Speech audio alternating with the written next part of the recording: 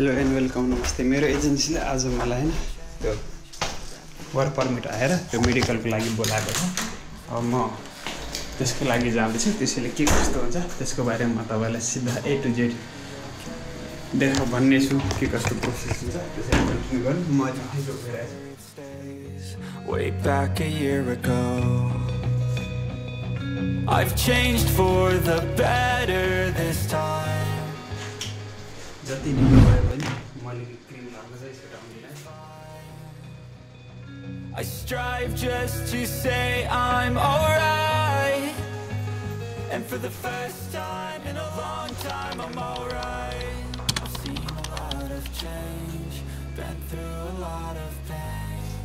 Some things are not the same as they were a year ago, but all will be okay. I move on each and every day. The past is where it stays.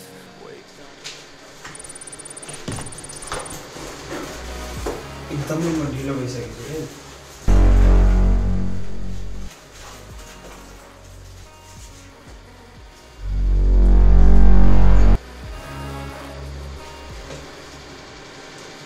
मेरो 11:03 मा train छ र time अहिले कति भइसकेको छ। यो चाहिँ बसेको हाम्रो यो पछाडिको मेरो अकोमोडेसन हो र म अहिले ट्रेनबाट रोस्लो गइरहेको छु र मसँग लगभग 5 मिनट मात्रै छ है। यसमा माइक कनेक्ट भएको छैन। माइक पनि कनेक्ट भइसकेको छ। अब पक्कै भोइस अलिक मजाले सुनिराखेको छ होला। म एकदमै ढिलो भइसकेको थिएँ हेर्नु। ल मैले यो ठाउँमा छु। यो भनेको पोल्यान्डमा मैले पोल्यान्डको स्मोलिक भन्ने एउटा सानो गाउँ जस्तो छ। जुन अगाडि हेर्नु चाहिँ भनेको ट्रेन स्टेसन यस्तो छ। अब यो गाउँको ट्रेन स्टेसन हो। त्यसरी यस्तो ठुलो छ नि सानो लेख्या त तपाईको दाइ भाइ या साथी जो भन्दा पनि हुन्छ हैन। यो ठाउँ कस्तो रहेको छ।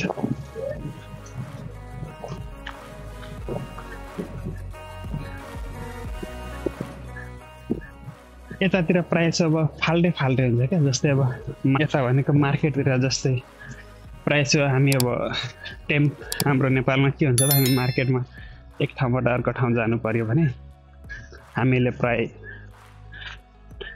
सिटी सफारीबाट जान्छौँ हैन, टेम्पोबाट जान्छौँ।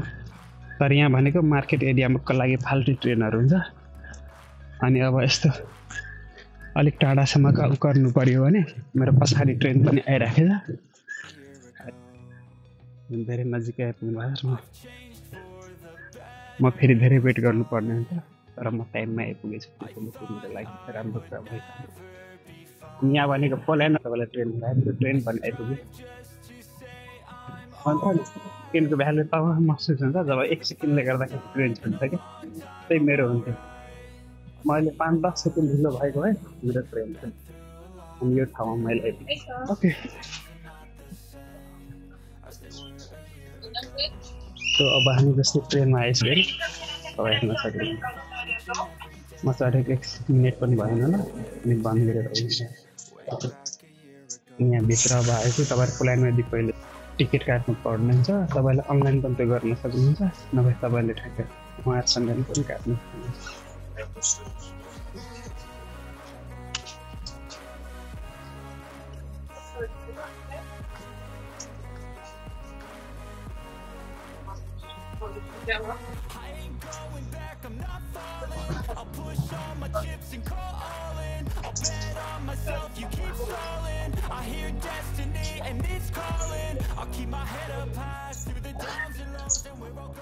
खासमा अलिकति गाउँ जस्तो ठाउँमा अब ट्रेनको बाटो त्यही होला दामी हुन्छ र साइडबाट नै पुरा यसो छ गाउँघरबाट हुँदैन। यो भिडियो यदि तपाईँहरूलाई मन परिरहेछ भने लाइक गरेर नभुल्नु होला। अनि त्यो अगाडिको प्रोसेस के हुन्छ मैले खासमा डकुमेन्ट साइन गर्नको लागि गइरहेको छु। त्यहाँदेखि उसले मलाई मेडिकलको लागि पठाउँछ। मेडिकलमा पनि के कस्तो प्रोसेस हुन्छ त्यो तपाईँलाई अपडेट गर्ने हुन्छ।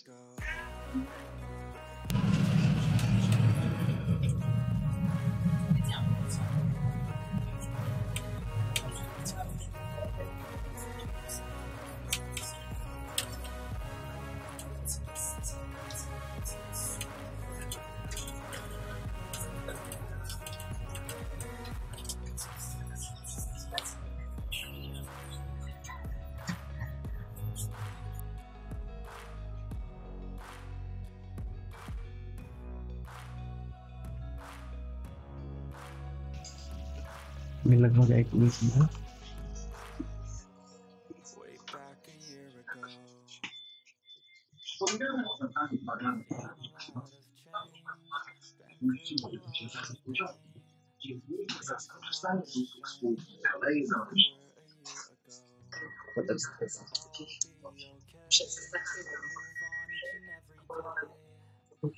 यो ट्रेन आज आयो के पढ्नु भयो आज ये क्या है हामी अझै आज जानु पर्थ्यो तर यो भने कुनै ठाउँमा ल्याएर आज छोडिदिएछ खै किन त्यस्तो गरेको ये कहाँ फंस गया भाई मैं ओके हामीलाई ठिकै ठाउँमा ल्याएछ नि त यता अर्को ट्रेनमा आज चढेको थिएँ छिटो त्यसले अर्को बाटोमा ल्याएको रहेछ र म सबभन्दा पहिला अफिस जानु पर्ने हुन्छ मसँग टाइम नै धेरै छैन 11 मिनट भइसक्यो मलाई 11 बजी पुग्नु भनेको त्यसैले म अलिक कन्फ्युज छु म कताबाट जाने भनेर म म्याप लगाउँछु त्यसपछि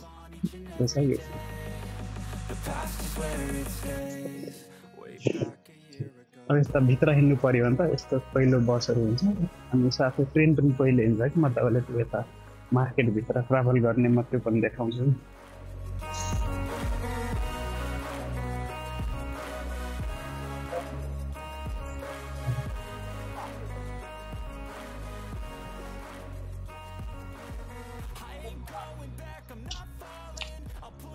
यो भनेको रोस्लो भिया भनेको यहाँको सबभन्दा ठुलो मार्केट हो यदि तपाईँ रोस्लोमा हुनुहुन्छ भने त्यो अन्त्य चाहिँ कतै नछेर्नु होला यतै चाहिँ आउनु होला अब कतै चाहिँ नजानु किनभने मान्छेहरूलाई अब धेरै मार्केटहरू छ नि त जता पाए त्यता जान्छ तर त्यस्तो ठाउँमा नजानु होला अब यो ठाउँमा आउनु होला यो ठाउँ भनेको त्यहाँ तपाईँलाई हरेक जति हुन्छ नि स्टोरहरू अब पाउनेहरू त्यहाँ भनेको अल मार्केटहरू हुन्छ क्या त्यहाँ एकदम बिजी हुन्छ मिडिया मार्केट तपाईँ इलेक्ट्रिक चाहियो भने मिडिया एक्सपर्टहरू जस्तो सबै हुन्छ त्यसैले तपाईँलाई अन्त कतै जानु पर्दैन अनि यो भनेको मेरो पछाडि म अलिक ढिलो भइसकेपछि त्यही भएर म छिटो जानु पर्ने हुन्छ अहिले गएपछि मलाई कि त भन्छ होला पक्कै किनभने 11 बजी बोलाएको थियो मलाई यहाँदेखि जान अझै लगभग 10 देखि 15 मिनटसम्म लाग्छ कस्तो रहेछ मेरो अगाडिको यहाँ भनेको प्राय सब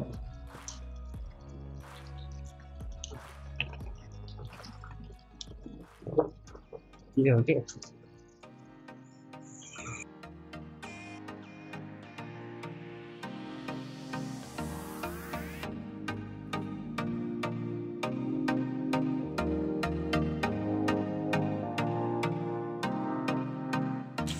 सो गाइज वेलकम ब्याक हैन मेरो अघि ब्याट्री यसको लो भइसकेको थियो अनि मैले प्लस एसडी कार्ड पनि धेरै दिनपछि यहाँबाट फाइलहरू ट्रान्सफर गरेको थिएँ त्यो पनि फुल भएर एकचोटि यो समस्या आयो अनि अर्को समस्या भनेको हाम्रो ब्याट्री गएको थियो र अहिले म फेरि ब्याट्री चेन्ज गरेर तपाईँलाई छुछु मैले भर्खर रेजिस्ट्रेसनको लागि आफ्नो अफिस आइसकेपछि यो भनेको हाम्रो अफिस हो जुन तपाईँले नानेर सक्नुहुन्छ ग्रिङ पर्सनल यसले चाहिँ डकुमेन्टको लागि यसले चाहिँ डकुमेन्टमा राम्रो केयर गर्छ अनि कि यसले हरेक कुरामा अहिलेसम्म पोजिटिभ नै मलाई हेल्प गरिरहेको छ अब त्यस्तो जबहरू पनि लेस भयो भने उसले अर्को जब पनि अफर गर्दो रहेछ मलाई अहिलेसम्म 3 चोटि काममा लागिसक्यो त्यो चाहिँ मेरो घरमा नभन्नु होला किनभने मैले आफ्नो घरमा पनि भनेको थिएँ यो कुरा म हाइडै राख्छु क्या मैले कन्ट्र्याक्ट पाएको छु जुन मैले फिल गरेर उनीहरूले दिनुपर्ने हुन्छ र अनि साथै त्यसपछि उसले मलाई मेडिकलको लागि पठाउँछ त्यो कन्ट्र्याक्ट खासमा तपाईँको कति अब होइन अकोमोडेसन चार्ज हुन्छ स्यालेरी के कस्तो हुन्छ उनीहरू मात्रै हुन्छ तर सबै पुलिसको हुन्छ म पहिले नै ट्रान्सलेट गरेर हेरिसकेको थिएँ अनि पहिलाको मेरो सेकेन्ड कन्ट्र्याक्ट त्यही भएर डिसाइड गरिरहेको छु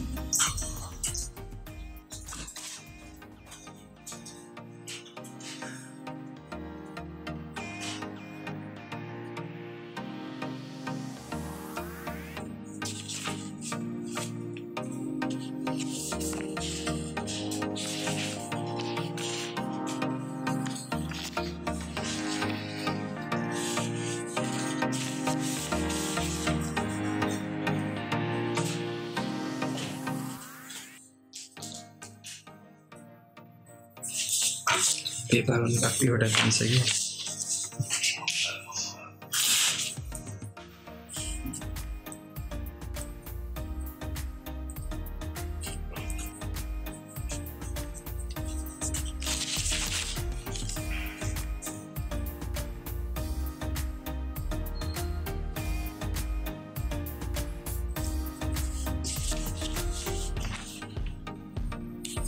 अनि यता युरोपतिर चाहिँ कन्ट्याक्टर सेन्ड गर्नु पर्यो भने त्यसको नेम र सरनेम मात्रै चाहिन्छ त्यस्तो फुल नेम लेख्नु पर्दैन रहेछ